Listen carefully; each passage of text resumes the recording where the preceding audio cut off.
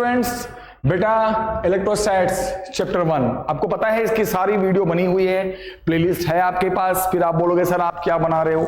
बहुत सारे बच्चों के बोल रहे थे सर मेरे को फॉर्मूला की वीडियो दे दो, मेरे को ऐसी वीडियो दे दो जो हम 15-20 मिनट में सारे फॉर्मूले का रिवीजन कर ले।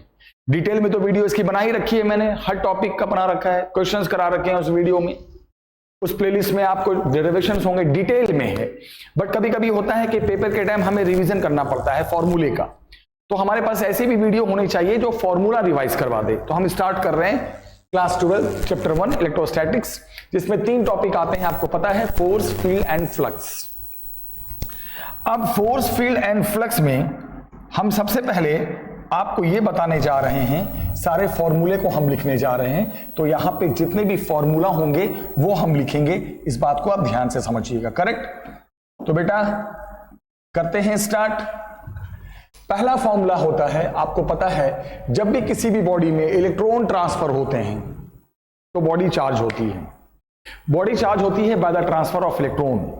तो बॉडी चार्ज होती है तो कितना चार्ज उसमें डेवलप होता है वो निकालने का फॉर्मूला याद रखना, Q = +- N × E।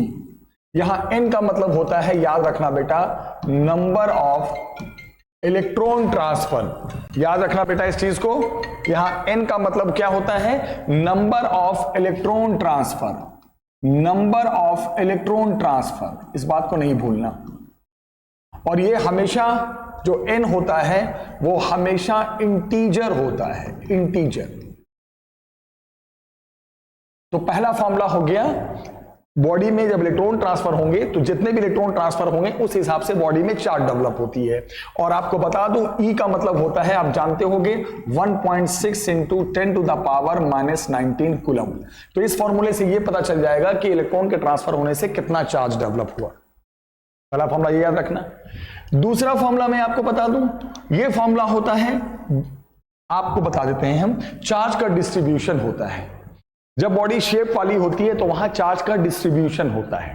तो अगर कहा जाए कि चार्ज जो डेवलप हुआ है वो पूरी लेंथ पे डिस्ट्रीब्यूट हो रहा है, पूरी लेंथ पे, पूरी लेंथ पे कितना चार्ज डिस्ट्रीब्यूट हो गया है, Q। पूरी लेंथ पे जो चार्ज डिस्ट्रीब्यूट हुआ है वो Q हुआ है, तो उसे कहते हैं लीनियर चार्ज डिस्ट्रीब्यूशन। याद रखना क्या कहते हैं उसे, लीनियर चार्ज डिस्ट्रीब्यूशन। ऐसे डिस्ट्रीब्यूशन को कहते हैं लीनियर चार्ज डिस्ट्रीब्यूशन, जब चार्ज पूरी लेंथ पे आ जाए। और यहां पे चार्ज पर यूनिट लेंथ एक टर्म बनता है जिसे लैम्डा कहते हैं, और लैम्डा का मतलब होता है, याद रखना बेटा, लीनियर चार्ज डेंसिटी।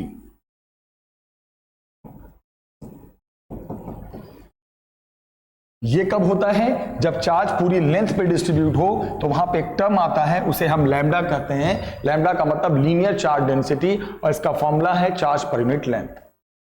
लेकिन अगर चार्ज, जैसे मान लो एक हॉलो स्फीयर है, एक शीट है, ऐसा कुछ है, एक हॉलो स्फीयर है और एक शीट है, ध्यान से सुनना। तो वहां पे क्या होता है, चार्ज पूरे सरफेस पे डिस्ट्रीब्यूट होता है। याद रखना बेटा, पूरे सरफेस पे, पूरे सरफेस पे चार्ज आता है, पूरे सरफेस पे चार्ज आता है। तो इस तरह के डिस्ट्रीब्यूशन को हम कहते हैं सरफेस चार्ज डिस्ट्रीब्यूशन। और यहां जो चार्ज डिस्ट्रीब्यूट हुआ है उसको जब हम पूरे सरफेस के एरिया से डिवाइड कर देंगे तो एक टर्म बनता है जिसे हम सिग्मा कहते हैं। और सिग्मा का मतलब याद रखना, इस सिग्मा का क्या मतलब होता है, सिग्मा का मतलब होता है सरफेस चार्ज डेंसिटी।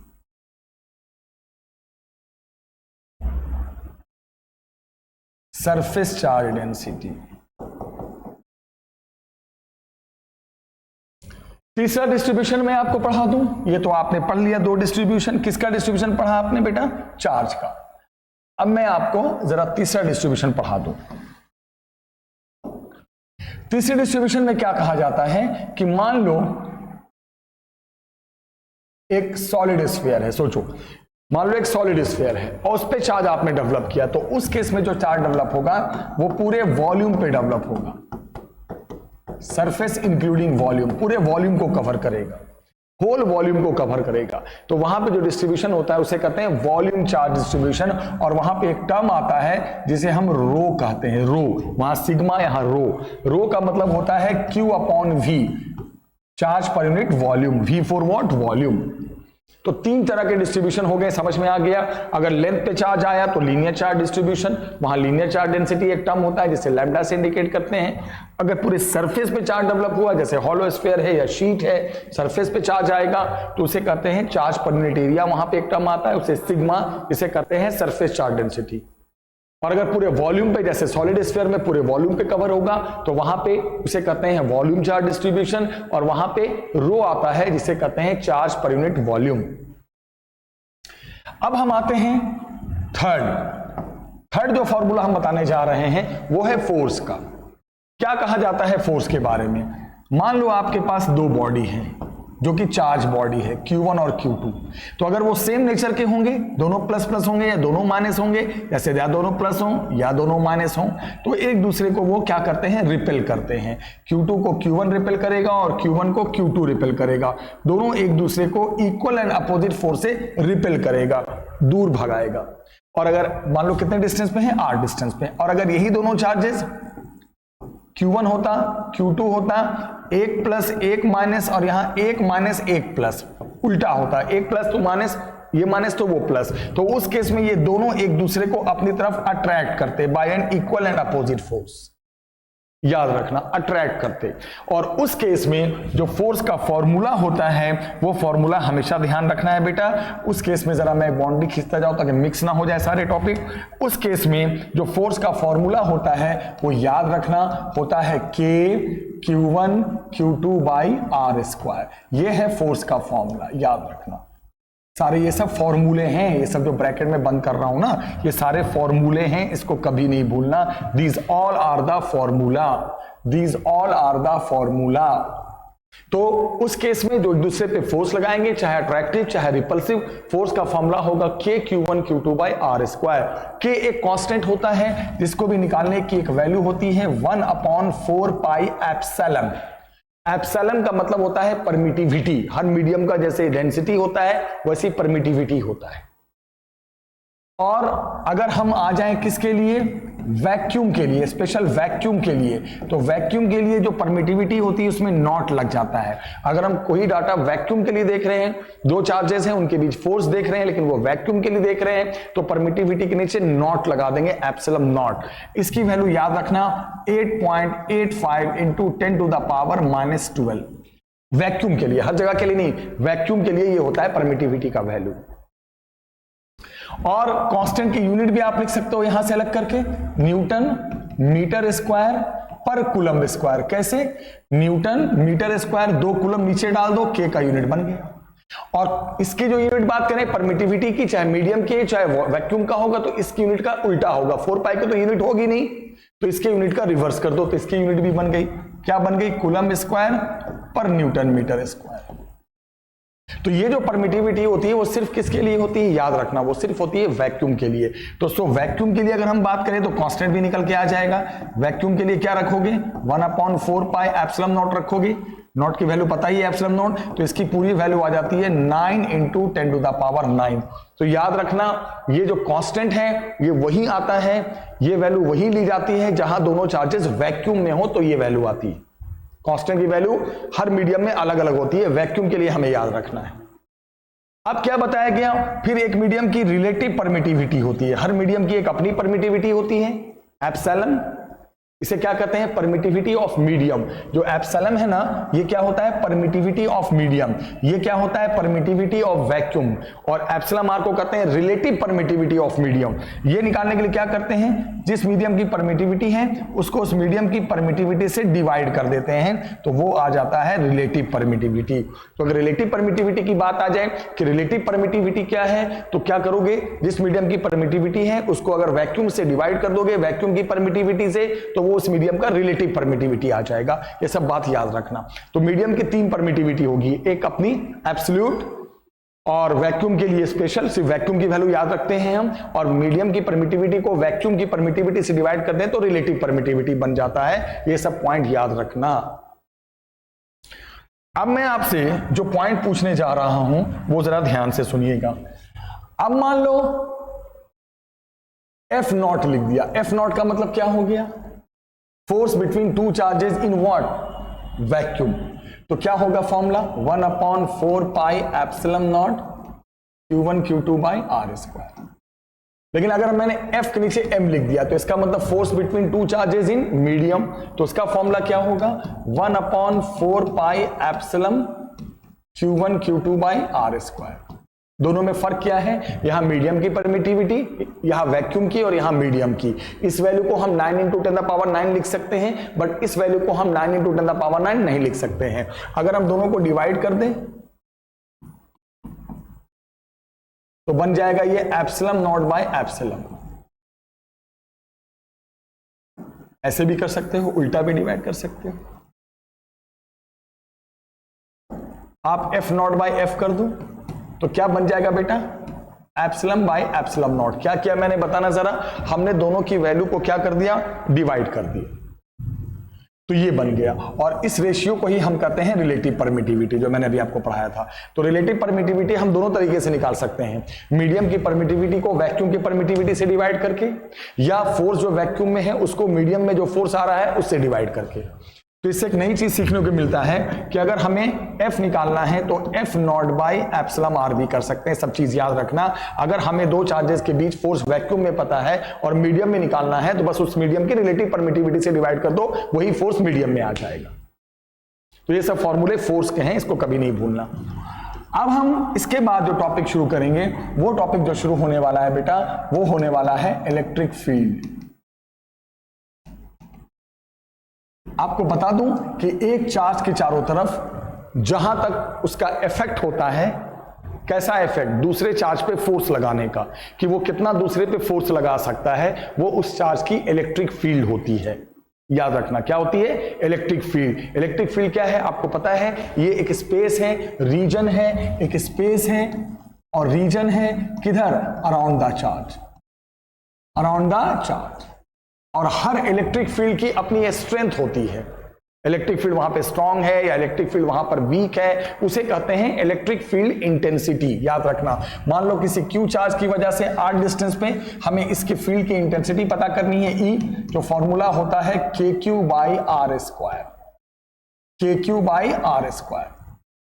और इंटेंसिटी की डायरेक्शन भी होती है, जैसे ये इंटेंसिटी किसकी है, पॉजिटिव चार्ज की, तो पॉजिटिव चार्ज की इंटेंसिटी जैसे यहां पे पता कर रहे हो तो डायरेक्शन होता है अवे फ्रॉम द चार्ज। याद रखना, हमेशा चार्ज से अवे होता है, हमेशा चार्ज से अवे होता है, अवे फ्रॉम चार्ज। इसकी यूनिट होती है न्यूटन पर कूलम। ये सब चीज याद रखना, इंटेंसिटी की, फील्ड की इंटेंसिटी की। और अगर यही चार्ज नेगेटिव हो गया तो ऐसा नहीं है कि हम इंटेंसिटी अगर नेगेटिव चार्ज का तो नेगेटिव ले लेंगे, नहीं, फॉर्मूला वही होगा के क्यू बाय आर स्क्वायर। क्यों, क्योंकि जो वेक्टर होता है जिसकी डायरेक्शन होती है उसमें माइनस की वैल्यू नहीं कंसीडर किया जाता, सिर्फ मैग्नीट्यूड लिया जाता है। हाँ, अगर नेगेटिव चार्ज है तो इंटेंसिटी की जो डायरेक्शन यहां पे पता करोगे, वैल्यू तो आर डिस्टेंस पे पता कर लिया, अब इंटेंसिटी की डायरेक्शन पता करनी है तो वो होती है टूवर्ड्स द चार्ज। याद रखना, नेगेटिव चार्ज की जो इंटेंसिटी की डायरेक्शन किसी पॉइंट पे होती है वो किधर होती है बेटा, टूवर्ड्स द चार्ज, चार्ज के तरफ होती है। इस पॉइंट को याद रखना। ये है इलेक्ट्रिक फील्ड इंटेंसिटी, पिछला फॉर्मूला फोर्स का था। अब कभी कभी ये भी याद आपको रखना है कि हर फॉर्मूले का एक वेक्टर फॉर्म होता है, वेक्टर फॉर्म। तो अगर आपको फोर्स का वेक्टर फॉर्म लिखना है तो फोर्स का फॉर्मूला हमने आपको क्या पढ़ाया था, के Q1 Q2 बाय क्या, आर स्क्वायर। वेक्टर फॉर्म में अगर इसको लिखना है, यानी फोर्स है तो फोर्स वेक्टर, बट इसको वेक्टर फॉर्म में लिखना है तो आपको मैं बता दूं क्या करना है, के लिखना है, चार्जेस लिखना है, और जहां आर स्क्वायर है वहां आर क्यूब कर देना है, और यहां आर का वेक्टर फॉर्म लगा देना है। तो यही इसी फोर्स का कौन सा फॉर्म आ जाएगा, वेक्टर फॉर्म। बस आर क्यूब और ऊपर आर का वेक्टर फॉर्म, मैग्नीट्यूड लोगे कट के वही आ जाएगा। इलेक्ट्रिक फील्ड इंटेंसिटी का वेक्टर फॉर्म लिखना है तो के क्यू बाय आर स्क्वायर देख ही लिया आपने, ये फॉर्मूला मैग्नीट्यूड निकालने का है। क्या करोगे, के क्यू बाय आर क्यूब कर दोगे और ऊपर आर का वेक्टर फॉर्म लगा दोगे, तो इससे वो इंटेंसिटी का कौन सा फॉर्म आ जाएगा, वेक्टर फॉर्म आ जाएगा। तो ये इलेक्ट्रिक फील्ड इंटेंसिटी के कॉन्सेप्ट्स थे, चार्ज के चारों तरफ जो फील्ड होती है और उसकी इंटेंसिटी की डायरेक्शन, मैग्नीट्यूड वगैरह वगैरह था। अब हम यहां पे बात करेंगे बेटा, ध्यान से सुनिएगा बहुत अच्छे से। टॉपिक है फोर्स एक्सपीरियंस्ड बाय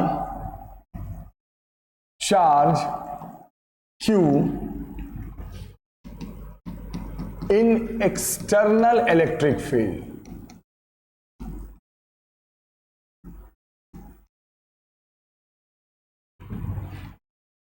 इसका क्या मतलब हुआ आप समझो। एक तो फोर्स का फॉर्मूला आपने देखा, जब दो चार्जेस दे दे तो k q1 q2 by r square. एक फोर्स का कॉन्सेप्ट और है, क्या है जरा सुनो।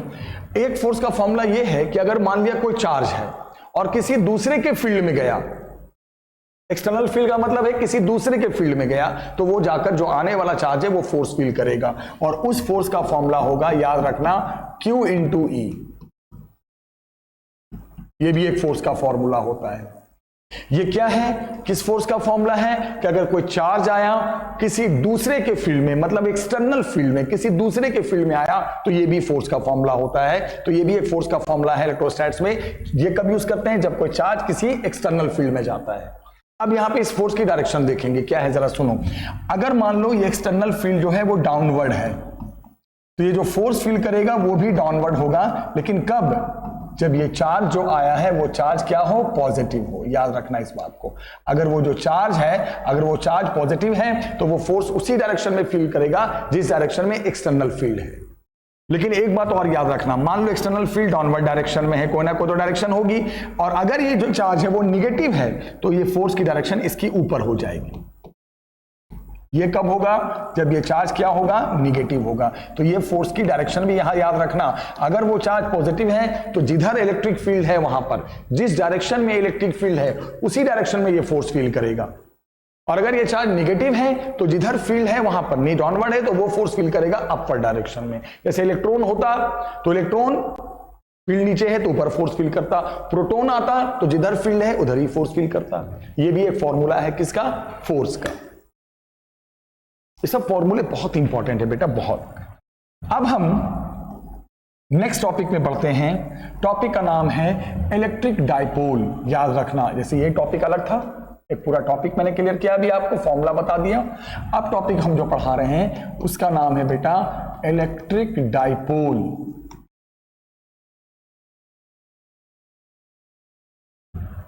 अब कोई अगर आपसे पूछता है कि क्या मतलब है इलेक्ट्रिक डाइपोल का, डाइपोल देखो, डाइपोल लग रहा है, डाई का मतलब दो, अपोल का मतलब चार्ज। यहां क्या बताया गया कि अगर किसी भी सिस्टम में आपके पास दो चार्जेस हो, एक नेगेटिव और एक पॉजिटिव, तो वहां पे सिस्टम बन जाता है इलेक्ट्रिक डाइपोल, दो पोल प्लस एंड माइनस। लेकिन शर्त यह है कि दोनों चार्जेस का मैग्नीट्यूड सेम होना चाहिए और नेचर अपोजिट होना चाहिए। नेचर मैग्नीट्यूड सेम, +5 कूलम तो -5 कूलम, और नेचर अपोजिट, प्लस तो माइनस, तब बनता है डाइपोल। और डाइपोल में दोनों चार्जेस के बीच की जो डिस्टेंस है उसे डाइपोल लेंथ कहते हैं। उसे हम r ने 2r डबल करके मानते हैं, फर्क नहीं पड़ता, लेंथ को डबल ले लिया जाता है, कुछ रीजन है, फॉर्मूला बनाने में काम आएगा। तो ये डाइपोल बन गया, और 2r जो है वो डाइपोल की लेंथ बन गई।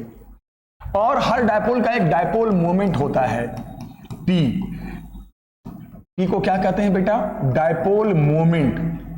और इसका भी फॉर्मूला है निकालने का Q इंटू 2R। मतलब क्या फॉर्मूला है डाइपोल मोमेंट निकालने का, Q इंटू 2R, चार्ज का मैग्नीट्यूड, और 2R का मतलब जो डाइपोल की लेंथ है वो, Q इंटू 2R।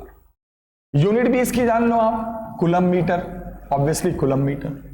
वेक्टर है, डायरेक्शन भी होती है, इसकी डायरेक्शन होती है from negative to positive charge. याद रखना, from negative to positive charge, this is the direction of dipole moment. Dipole में एक बात मैं और आपको और बता देता हूं, डायपोल की भी अपनी इलेक्ट्रिक फील्ड होती है। जैसे इलेक्ट्रिक फील्ड अभी हमने देखा था ना पिछले वाले टॉपिक में, वो किसकी थी इलेक्ट्रिक फील्ड, सिंगल चार्ज की। अब हम बताने जा रहे हैं डायपोल की इलेक्ट्रिक फील्ड। तो सुनो ध्यान से, सबसे पहले एक लाइन होता है, वहां पे पूछा जाएगा एक्सियल लाइन पे, डायपोल की इलेक्ट्रिक फील्ड एक्सियल लाइन पे बताओ। एक्सियल लाइन किसे कहते हैं जरा सुनना। जैसे मान लो ये तुम्हारा डायपोल है -Q और ये +Q, ये डायपोल की लंबाई है 2r। एक्सियल लाइन का मतलब होता है इसी एक्सिस को कहते हैं एक्सियल लाइन। मान लो तुम्हें यहां पर पता करनी है, इस पॉइंट पे पता करनी है इलेक्ट्रिक फील्ड, इस पॉइंट पे, तो इसको कहते हैं एक्सियल लाइन। एक्सियल लाइन इसी, तो एक्सियल लाइन पे अगर तुम्हें इलेक्ट्रिक फील्ड निकालनी है, अब किसकी वजह से, कोई सिंगल चार्ज नहीं, पूरे डायपोल की वजह से। तो एक बात याद रखना, बहुत इंपॉर्टेंट बात है, अगर हमें एक्सियल लाइन पे इलेक्ट्रिक फील्ड निकालनी है तो उस पॉइंट की डिस्टेंस जो हम लेंगे वो ना इस चार्ज से लेंगे ना इस चार्ज से लेंगे। उस पॉइंट की डिस्टेंस हमेशा डायपोल के सेंटर से लिया जाता है, इस बात को नहीं भूलना। ये वो डिस्टेंस हमेशा सेंटर से उठाया जाता है, इस बात को याद रखना, हमेशा सेंटर से। x मान लो, y मान लो, जो भी मान लो, वो डायपोल के कहां से लेना है? सेंटर से। डायपोल के कारण अगर हम इलेक्ट्रिक फील्ड निकाल रहे हैं एक्सिस पे यानी एक्सियल लाइन पे, तो उस पॉइंट की डिस्टेंस डायपोल के सेंटर से ली जाती है। याद रखना इस बात को। तो अब जो फॉर्मूला बन के आता है वो याद रखना बेटा, 2kpx upon x square minus r square का होल स्क्वायर। ये फॉर्मूला होता है इलेक्ट्रिक फील्ड इंटेंसिटी का डायपोल के कारण एक्सियल लाइन पे। अब आप समझ लो, इसमें मीनिंग समझो। के तो आपका वही कांस्टेंट है 9 × 10⁹, पी हो गया डायपोल मोमेंट, एक्स हो गया डायपोल के सेंटर से उस पॉइंट का डिस्टेंस जहां पे आप इलेक्ट्रिक फील्ड पता कर रहे हो, पूरे डायपोल की इंटेंसिटी पता कर रहे हो। और फॉर्मूले में आर आया है, देखो आर का मतलब जो भी हमने लेंथ लिया है उसका हाफ। लेंथ हमने 2r लिया है, बट फॉर्मूले में r आएगा। अगर मैं r लेता तो फॉर्मूले में r/2 आता, तो r/2 थोड़ा टिपिकल सा लग जाता, तो हमने r आ गया। मीनिंग समझना है, फॉर्मूले में मीनिंग समझा जाता है, जो भी लेंथ है उसका हाफ लेना है, उसका हाफ। तो ये जो फॉर्मूला था एक्सियल लाइन पे, that was the formula on axial line. फिर मैं आपको बताता हूं बेटा, एक लाइन होता है जिसे कहते हैं इक्वेटोरियल लाइन। और एक बात और सुन लो, एक्सियल लाइन पे जो इलेक्ट्रिक फील्ड होती है, एक्सियल लाइन पे यहां पर इसकी डायरेक्शन इधर होगी,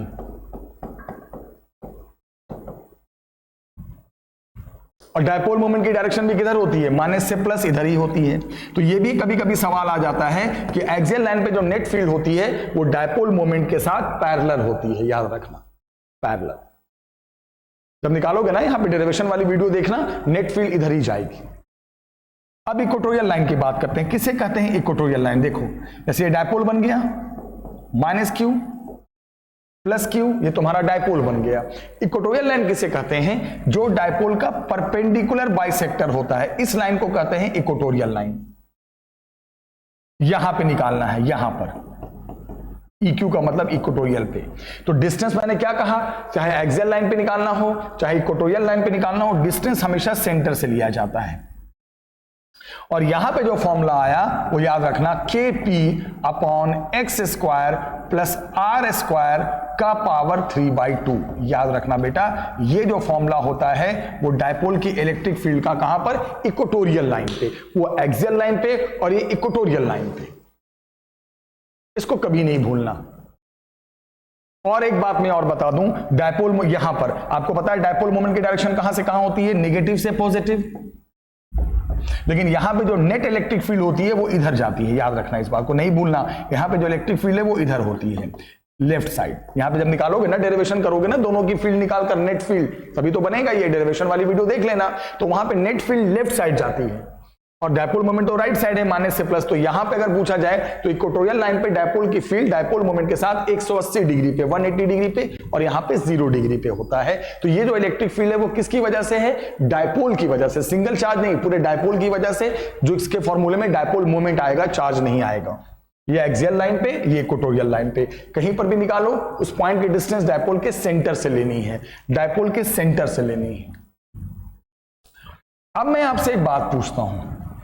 अब आप देखो, अगर इसी डायपोल में ये आ गया कि अगर डायपोल शॉर्ट हो जाए, डायपोल शॉर्ट का मतलब ये होता है कि डायपोल की लेंथ छोटी हो जाए। तो डायपोल की जब लेंथ छोटी हो जाएगी तो फॉर्मूले में जो आर वाला, जो लेंथ वाला टर्म था जिसको हमने आर लिया था, वो नेग्लेक्ट कर देंगे। यानी दोनों फॉर्मूले में से आर स्क्वायर को नेग्लेक्ट कर दो। तो देख लो, जब नेग्लेक्ट करोगे तो एक्सियल लाइन पे क्या फील्ड बनेगी आप खुद से देख लो। जब आप नेग्लेक्ट कर दोगे इस फॉर्मूले में से आर स्क्वायर को, तो नीचे बच जाएगा एक्स स्क्वायर का स्क्वायर यानी एक्स का पावर 4, एक एक्स से एक एक्स कट जाएगा, x3 यानी 2kp/x3। देखो क्या बच गया, आर स्क्वायर गैप करोगे तो 2kp/x3। और अगर हम बात करें शॉर्ट डायपोल के लिए, अब कौन से लाइन पे? इक्वेटोरियल लाइन पे। तो इक्वेटोरियल लाइन वाले फॉर्मूले में भी आप किसको? आर स्क्वायर, लेंथ छोटे का मतलब हुआ कि जो आर है ये 2r वाला टर्म गायब कर दो। आर गायब करोगे तो क्या बचेगा? एक्स स्क्वायर का पावर 3/2, 2 और 2 कट गया, नीचे x³ आ गया। तो क्या आ जाएगा बेटा? kp/x³। ये याद रखना, ये भी फॉर्मूला है लेकिन ये शॉर्ट डायपोल के लिए। फिर एक कॉन्सेप्ट देखो, अगर देखोगे एक्सियल और इक्वेटोरियल लाइन में रिलेशन, तो एक्सियल लाइन पे जो इलेक्ट्रिक फील्ड है वो देखो साफ दिख रहा है कि इक्वेटोरियल की डबल है। ये भी याद रखना, एक्सियल पे जो इलेक्ट्रिक फील्ड है वो इक्वेटोरियल के फील्ड की डबल होती है। देखो डबल। तो ये सब डायपोल की इलेक्ट्रिक फील्ड है जो भी आपने पढ़ा। अब यहां पे हम बात करेंगे, टॉपिक है torque experience by dipole in external electric field. इसको हम ई कहते हैं ना। देखो टॉर्क, आपको मैं एक बात बता दूं, समझिएगा। मान लो कोई कहीं पर एक्सटर्नल इलेक्ट्रिक फील्ड है, ये एक्सटर्नल इलेक्ट्रिक फील्ड है इधर राइट साइड, यहां पे आप एक डायपोल लेकर आ गए। डायपोल का मतलब समझते हो, एक चार्ज माइनस क्यू और एक चार्ज प्लस क्यू। तो क्या होगा, पॉजिटिव चार्ज इधर फोर्स फील करेगा, क्यों फील करेगा, क्योंकि जिधर फील्ड है उधर ही फील करता है, मैंने पढ़ाया। और नेगेटिव चार्ज इधर फोर्स फील करेगा। तो यहां पर क्या होगा, नेट फोर्स तो जीरो होगा, क्योंकि इलेक्ट्रिक फील्ड जो है वो यूनिफॉर्म है। यूनिफॉर्म का मतलब कांस्टेंट है। जब इलेक्ट्रिक फील्ड कांस्टेंट है तो दोनों फोर्स जो फील करेंगे वो भी सेम होगा, Q इंटू ई, और ये भी कितना हो जाएगा, Q इंटू ई। बस नेट फोर्स कट के जीरो हो जाएगा। तो इसमें कोई लीनियर मूवमेंट नहीं होगा। लेकिन फोर्स चूंकि अपोजिट डायरेक्शन में है तो ये क्या करेंगे, इसको घुमाएंगे, रोटेट कराएंगे। तो रोटेट जब कराएंगे तो वहां डायपोल टॉर्क फील करेगा। तो टॉर्क का फॉर्मूला याद रखना बेटा, PE sin थीटा। ये फॉर्मूला होता है। जब ये रोटेट करेगा नेट फोर्स तो नहीं होगा, लेकिन हाँ घूमने के कारण ये टॉर्क फील करेगा। फॉर्मूला है PE sin थीटा। थीटा जो एंगल होता है वो डायपोल का होता है, डायपोल के एक्सिस का। डायपोल मोमेंट बोल सकते हो, माइनस से प्लस की तरफ किसकी डायरेक्शन होगी, बोलो, डायपोल मोमेंट का। किसके साथ, इलेक्ट्रिक फील्ड के साथ। ये कौन सी डायरेक्शन है, किसकी डायरेक्शन है, इलेक्ट्रिक फील्ड के साथ। ये थीटा होता है। और ये टॉर्क वेरिएबल होगा। इसलिए वेरिएबल होगा, क्यों वेरिएबल होगा, क्योंकि थीटा तो फिक्स नहीं होगा, चेंज होगा। वेक्टर फॉर्म में लिखना चाहते हो तो इसको आप लिख सकते हो P क्रॉस ही, क्योंकि वेक्टर फॉर्म में साइन आ जाए तो क्रॉस प्रोडक्ट होता है। At theta is equal to 90 degree आप देखोगे तो टॉर्क मैक्सिमम होगा। बोलो कैसे मैक्सिमम होगा, टॉर्क मैक्सिमम कब होगा, जब साइन थीटा भी मैक्सिमम हो जाए, यानी 1 हो जाए। और साइन थीटा 1 कितने डिग्री पे होता है, 90 डिग्री पे। तो जब ये डायपोल 90 डिग्री पे चला जाएगा तो टॉर्क मैक्सिमम हो जाएगा। और उस केस में टॉर्क मैक्सिमम टॉर्क की वैल्यू जो हो जाएगी वो हो जाएगी P इंटू ई, बस P इंटू ई। फिर आता है अगर टॉर्क तुम्हारा जीरो हो जाए, फिर अब ये भी पूछा जाएगा कि टॉर्क जीरो हो जाए तो उसे कहेंगे कि ये इक्विलिब्रियम की पोजीशन पे है। अगर टॉर्क जीरो हो गया तो आप क्या बोलोगे, ये इक्विलिब्रियम में आ गया। अब टॉर्क जीरो कब होगा, दिमाग लगाओ। थीटा जब जीरो हो तब भी टॉर्क जीरो होता है, साइन 0 0। तो दो एंगल पे टॉर्क जीरो हो गया, एक तो 0 डिग्री पे हो गया, और साइन 180, साइन 180 मतलब डायपोल मोमेंट 0 डिग्री का क्या मतलब हुआ, जिधर इलेक्ट्रिक फील्ड है उधर ही डायपोल मोमेंट की डायरेक्शन है। तो ये भी इक्विलिब्रियम है, बट इसे कहते हैं स्टेबल पोजीशन। याद रखना, टॉर्क अगर जीरो हो जाए और थीटा 0 डिग्री पे टॉर्क जीरो हो जाए, दोनों पैरेलल हो जाए, डायपोल मोमेंट घूम के ऐसे आ जाए फील्ड की तरफ, तो वो स्टेबल पोजीशन। और याद रखना थीटा 180 जब हो जाता है तो वहां भी टॉर्क जीरो होता है। थीटा 180 का मतलब क्या हो गया, इलेक्ट्रिक फील्ड तो उधर ही रहेगी, वो तो चेंज होगी नहीं, बट डायपोल मोमेंट इधर आ जाए तो उस केस में क्या होगा, तब भी टॉर्क जीरो हो जाएगा। उसे कहेंगे अनस्टेबल पोजीशन, अनस्टेबल पोजीशन। तो ये टॉर्क के फॉर्मूले और टॉर्क के कॉन्सेप्ट्स थे। अब मुझे एक बात बताओ, जब टॉर्क फील करेगा तो जो डायपोल का एंगल है वो एंगल फिक्स होगा या चेंज होगा, चेंज होगा। तो ये भी एक कॉन्सेप्ट है कि जब वो डायपोल घूमता है तो work done to rotate the dipole. Yes, ये भी एक फॉर्मूला है कि जब वो डायपोल रोटेट करेगा तो रोटेट करने में क्या वर्क करना पड़ेगा। तो याद रखना वर्क का फॉर्मूला होता है PE cos theta 1 minus cos theta 2। ये सब चीज याद रखना। डायपोल के सारे फॉर्मूले में डायपोल मोमेंट आएगा, और इलेक्ट्रिक फील्ड तो पता ही है एक्सटर्नल फील्ड। थीटा 1 से थीटा 2 गया, theta 1 is initial angle and theta 2 is the final angle. ये सब चीज याद रखना। फिर एक टॉपिक है बेटा डायपोल में, potential energy of dipole.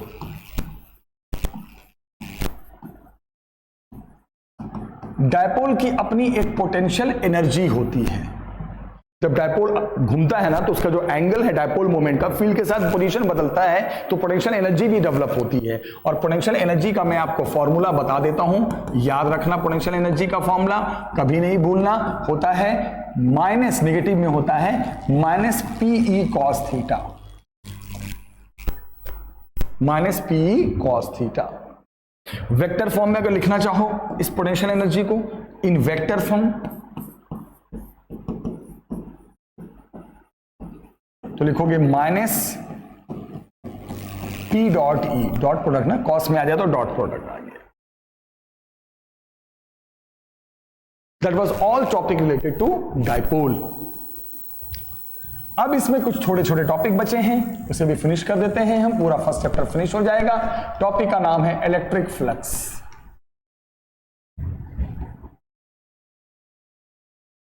Electric flux क्या बताता है? ये बताता है नंबर ऑफ फील्ड लाइंस। आपको मैं बता दूं, फील्ड लाइंस आप जानते हो, अगर चार्ज पॉजिटिव है तो लाइंस बाहर की तरफ जाती हैं, और अगर लाइन नेगेटिव है तो लाइन चार्ज में एंटर करती हैं। ये सब आप जाके मेरी पूरी वीडियो देख लेना, डिटेल में मैंने पढ़ाया है। अभी मैं फॉर्मूले डिस्कस कर रहा हूं। तो फील्ड लाइंस होती हैं चार्ज के चारों तरफ, पॉजिटिव में जाती हैं, नेगेटिव में आकर मर्ज कर जाती हैं। तो कितने फील्ड लाइंस होंगे चार्ज के आसपास, वो फ्लक्स बताता है। फील्ड लाइंस क्या करती हैं याद रखना, ये जो फील्ड लाइंस होती हैं इस बात को याद रखना, वो आइदर एंटर और लीव, या तो एंटर करती हैं या लीव करती हैं नॉर्मली टू एनी सरफेस। किसी भी सरफेस पे ये नॉर्मली या तो एंटर करती हैं या लीव करती हैं। अब ये निकालने का एक फॉर्मूला है, सुनो कैसे हम किसी सरफेस पे नंबर ऑफ फील्ड लाइंस पता करेंगे कि कितने लाइंस आ रही हैं या कितने लाइंस नॉर्मली जा रही हैं सरफेस से। तो मान लो इस सरफेस के लिए पता करना है, इस सरफेस छोटा सा सरफेस लिया है जिसका एरिया मैंने ds ले लिया, सरफेस के ऊपर एक नॉर्मल डाल दो, तो इस नॉर्मल को, ये नॉर्मल है, ये नॉर्मल टू सरफेस है याद रखना, जिसे हम, जो नॉर्मल की तरफ बाहर की तरफ होता है, इसे हम एरिया वेक्टर कहते हैं, एरिया वेक्टर।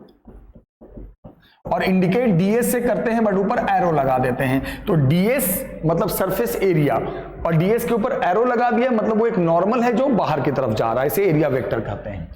अब यहां पर हमें पता करना है कि सरफेस से में कितने लाइंस आ रही हैं या जा रही हैं। तो उसके लिए ऑब्वियसली बात है, जब फील्ड लाइंस होंगी तो वहां पे इलेक्ट्रिक फील्ड भी होगी कुछ ना कुछ। तो मान लो ये इलेक्ट्रिक फील्ड की डायरेक्शन है, ये तुम्हारा नॉर्मल था, नॉर्मल एरिया वेक्टर, और इनके बीच एक एंगल ले लो थीटा। यहाँ पे थीटा किसके बीच एंगल है ध्यान रखना, डायरेक्शन ऑफ वहां पे जो इलेक्ट्रिक फील्ड है, लाइंस होंगी तो फील्ड भी होंगी, और नॉर्मल के साथ एंगल थीटा। तो वहां पे फ्लक्स निकालने का फॉर्मूला है, क्योंकि छोटा सा सरफेस है तो छोटा सा फ्लक्स लेंगे, फॉर्मूला है E ds cos theta. E वहां पर के इलेक्ट्रिक फील्ड इंटेंसिटी की वैल्यू, ds मतलब उतने का सरफेस एरिया, और cos theta is very important. Theta किसके साथ एंगल है, सरफेस के नॉर्मल और इलेक्ट्रिक फील्ड की डायरेक्शन के साथ। वेक्टर फॉर्म में लिखना चाहो तो cos में आया है तो E डॉट ds। पूरे अगर मान लो सरफेस बड़ा हो गया तो इसके या तो इंटीग्रेट कर दो या डायरेक्ट लिख दो, E छोटे से एरिया के जहां पे बड़ा एरिया ले लो cos थीटा। ये फ्लक्स निकालने का फॉर्मूला है। यूनिट भी सुन लो, इलेक्ट्रिक फील्ड की न्यूटन पर कूलम और एरिया का metre square, newton metre square per coulomb. cos theta की तो कोई यूनिट होती नहीं। तो ये इलेक्ट्रिक फ्लक्स का कॉन्सेप्ट था। इस कॉन्सेप्ट के बाद आपको बताऊं, एक साइंटिस्ट आए जिनका नाम था गॉस थ्योरम। गॉस ने क्या बताया, इलेक्ट्रिक फ्लक्स से ही रिलेटेड बात बताई गॉस ने। गॉस ने क्या एक बात बताई कि मान लो आपके पास कोई चार्ज है, चाहे वो प्लस है या माइनस है, इससे लाइंस प्लस होगा तो जाएंगी, नॉर्मली सरफेस से बाहर जाएंगी, माइनस होगा तो नॉर्मली एंटर करेंगी। और अगर वो चार्ज एक क्लोज सरफेस में, सबसे बड़ी बात उन्होंने ये कहा कि चार्ज क्लोज सरफेस में होना चाहिए, द पहली शर्त। उसी को उन्होंने कहा गॉसियन सरफेस। क्लोज सरफेस का नाम अपने ऊपर रख दिया उन्होंने, गॉसियन सरफेस।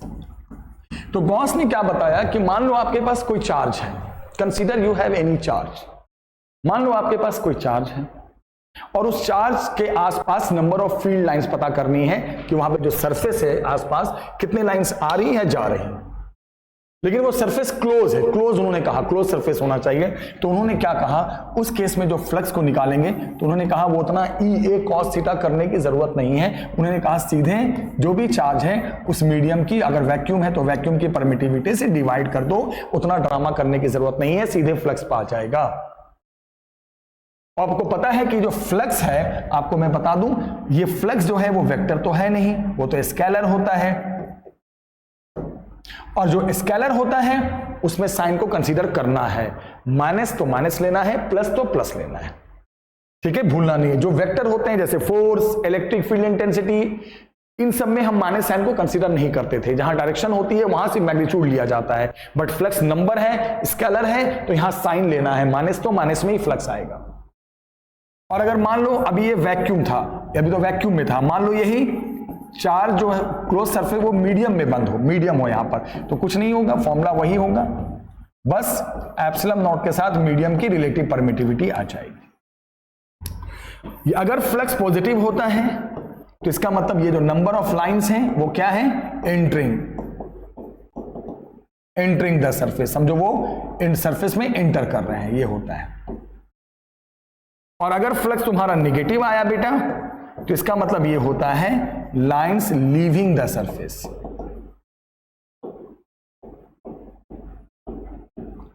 और अगर तुम्हारा कहीं फ्लक्स जीरो आ गया तो इसका मतलब ये होता है कि जितने लाइंस एंटरिंग द सरफेस हैं एंड लीविंग आर सेम, इसका मतलब ये हुआ कि जितने लाइन सरफेस में आए हैं उतने ही चले गए हैं। तो तीनों मतलब होता है, याद रखना, सेम का मतलब जितने लाइंस आए उतने ही लाइंस चले गए, इस बात को याद रखना। तो फ्लक्स जीरो का क्या मतलब हो गया, समझ में आ गया? फ्लक्स जीरो का मतलब हुआ कि जितने लाइंस आए उतने ही चले गए, ये सब चीज याद रखना। ये गॉस ने बताया, लेकिन वो शर्त थी कि चार्ज क्लोज होना चाहिए तो फ्लक्स हम डायरेक्ट निकाल सकते हैं। अब यहां पर बस लास्ट टॉपिक करा रहे हैं हम, एप्लीकेशन ऑफ गॉस थ्योरम।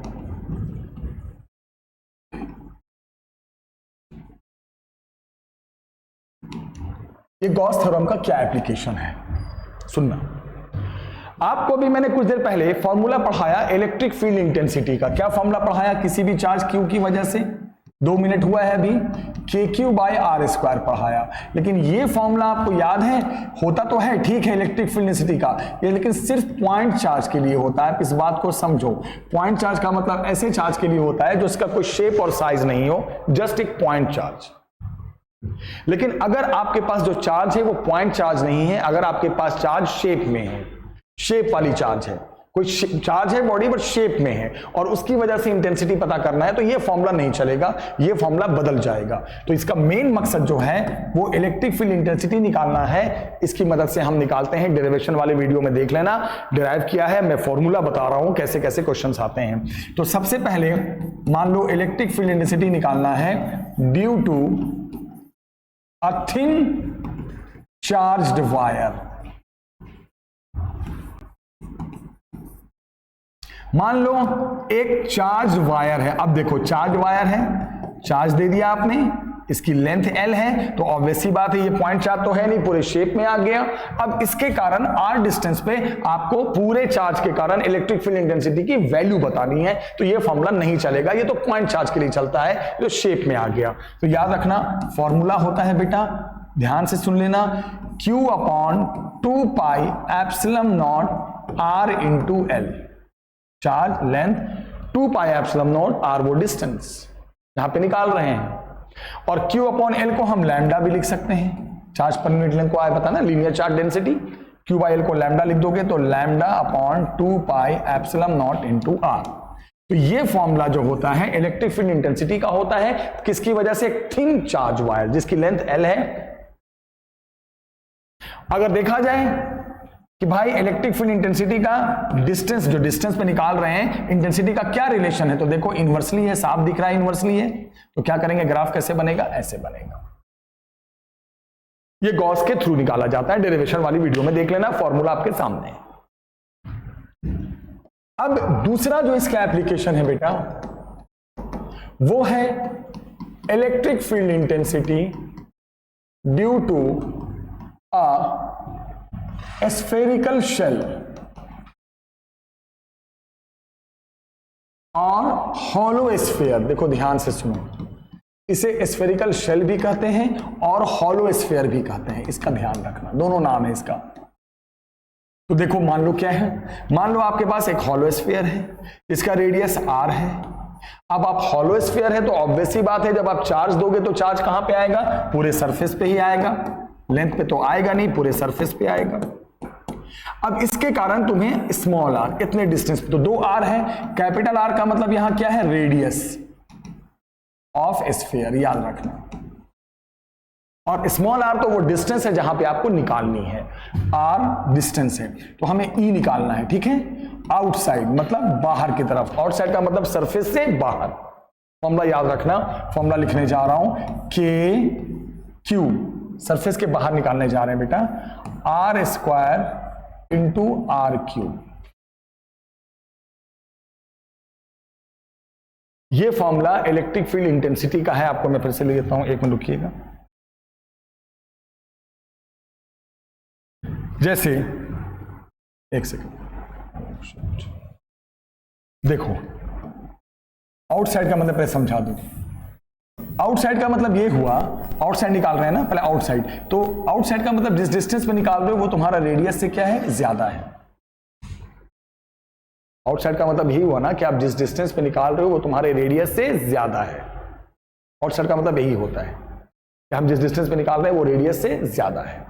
तो यहां पर जब हम निकालेंगे कि जो डिस्टेंस पे है, जिस डिस्टेंस पे निकालना है वो कितने डिस्टेंस पे है, क्या है, तो जब हम अप्लाई करेंगे तो वो गॉस थ्योरम से ही निकलेगा, और कोई थ्योरम नहीं है इसके लिए, याद रखना क्या है, गॉस थ्योरम से ही निकलता है। तो यहां पे जो फॉर्मूला है E का, K constant, Q R square by R square, ठीक है। और इसको सिग्मा में लिखना चाहोगे, नीचे आता है एप्सिलॉन, ठीक है। और इसे सिग्मा में लिखना चाहोगे, सिग्मा के टर्म में, तो आता है sigma R square by epsilon not into R square. याद रखना ये सिग्मा के टर्म में है, करेक्ट, सिग्मा के टर्म में है। आप समझो सिग्मा के टर्म का मतलब समझते हो ना, जब उसे हम सिग्मा में कन्वर्ट करेंगे। इस फॉर्मूले को थोड़ा सा मैं इसको के क्यू बाई आर स्क्वायर ही होता है, इसको समझो, और सिग्मा के टर्म में होता है sigma r square by epsilon naught r square.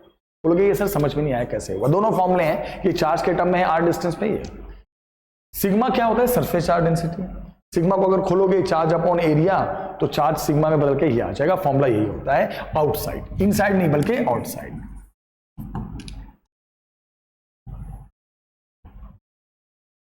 किसका, पूरे हॉलो स्फीयर का, के क्यू बाय आर स्क्वायर। लेकिन अगर हम बात करें एट सरफेस, सरफेस पे इलेक्ट्रिक फील्ड क्या होगी, तो सरफेस का मतलब क्या होता है, जैसे मैंने बताया, मतलब यहां पे जो डिस्टेंस पे निकाल रहे हो वो रेडियस के बराबर होगा।